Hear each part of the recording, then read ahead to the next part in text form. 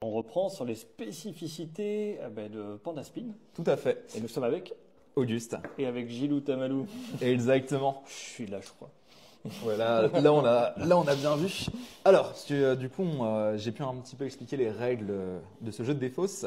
J'ai dit qu'en fait, les cartes dans le jeu pouvaient se retourner sur une face bleue, qui est une face plus puissante. Ouais. Et justement, sur cette face bleue, on va avoir pas mal de configurations différentes qui vont permettre de faire des choses assez sympathiques. On a des cartes qui, lorsqu'elles sont sur leur face bleue, deviennent des paires. Par exemple, vous avez ici un As qui devient une paire de 7. Donc cette carte, à elle toute seule, est une paire. Alors, on avait vu tout à l'heure que quand on joue des paires que les autres ne peuvent pas jouer, on a un sacré avantage tactique. Exactement, donc ça peut être pas mal justement, ça déverrouille en fait pas mal de possibilités. On a aussi certaines cartes simples qui vont devenir carrément des brelans à elles toutes seules. Là, on a un 4 qui devient un triple 7. D'accord, et si j'ai un 7 de plus, j'ai ce fameux carré qui me donne un super avantage. Exactement, tu as la fameuse bombe que tu peux jouer sur à peu près n'importe quoi. Et si une carte sur sa valeur bleue ne devient pas une paire ou un brelan, eh bien ça devient une valeur simple accompagnée d'un effet spécial. Il y a 4 types d'effets dans le jeu qui s'activent lorsque je joue la carte avec le symbole correspondant. Ouais. Et à chaque fois, ça va déclencher des effets qui vont permettre de prendre l'ascendant et de gagner tout un tas de bonus lors de la partie.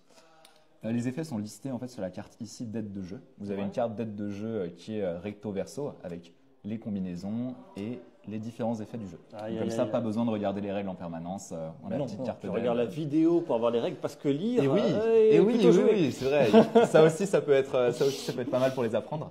Alors, pour les différents effets, qu'est-ce qu'on a? Ici, on a le bambou, justement, donc, qui est indiqué par ce petit symbole.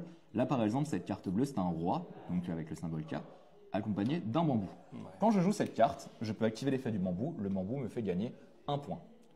Là, c'est très direct comme effet, ça me donne un avantage direct, c'est un jeu à points.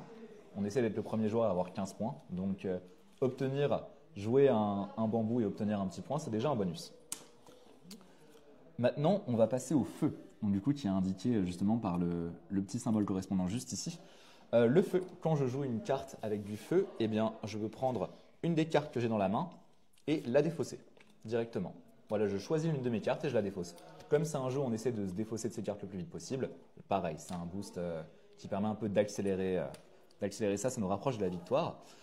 On va passer ici à l'eau, qui est personnellement celui que je préfère. En fait, l'eau, c'est un joker. Vous pouvez lui donner la valeur que vous voulez. D'accord. Donc là, par exemple, on a un 10 accompagné d'un symbole eau. Donc cette carte, juste en elle-même, si je ne la joue avec rien d'autre, ça pourrait être un 9-10, une paire de 10 ou un 10 valet. D'accord. En suivant les combinaisons du jeu. Et si je la joue avec d'autres cartes, là par exemple, je peux avoir un triple 10.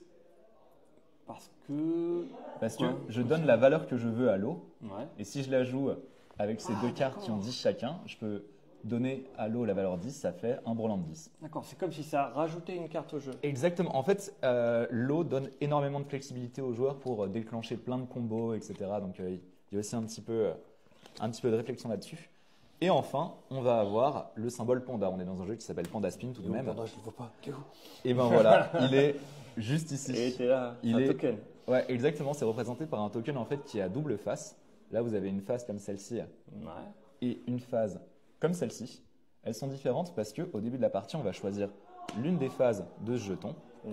Et à chaque fois qu'on joue une carte avec un symbole panda, ça activera le pouvoir du jeton. D'accord. Parce que là, il y a des cartes panda. C'est ce qu'on voyait là avec les pandas. Avec les il y a des pandas aussi. Là, vous avez ce jeton panda. Mais un point, c'est du PVP.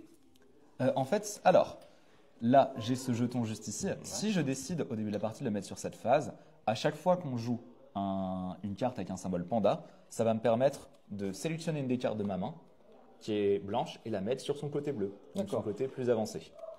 Ça, c'est pour ce jeton-là. Par contre, si au début de la partie, on utilise l'autre phase du panda, ça va activer un effet qui est un petit peu plus méchant parce que à chaque fois que je joue une carte avec un symbole panda, je vais pouvoir voler un point au joueur qui est avant moi. Ça, c'est bien ça. Voilà, là c'est un petit peu plus. Avant seulement. Avant seulement. Non, on n'est pas libre de voler à qui on veut, c'est seulement la personne qui est juste avant. Il faut bien choisir sa place pour bien pourrir. Exactement. Là, si on est devant quelqu'un qui a pas mal de points, ça peut être pas mal de jouer plein de cartes panda.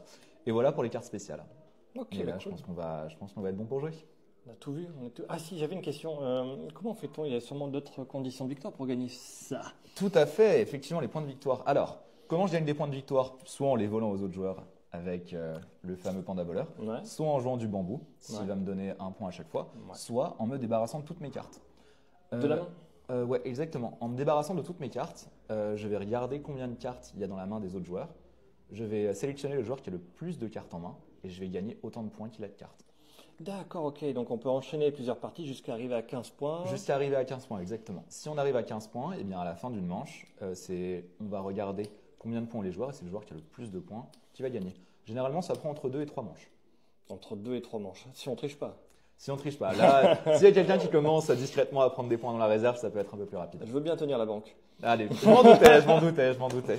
Je crois qu'on va être bon. Donc voilà, port d'Aspin. Ben, je t'en teste ça, puis après on vous dit. Exactement, c'est parti.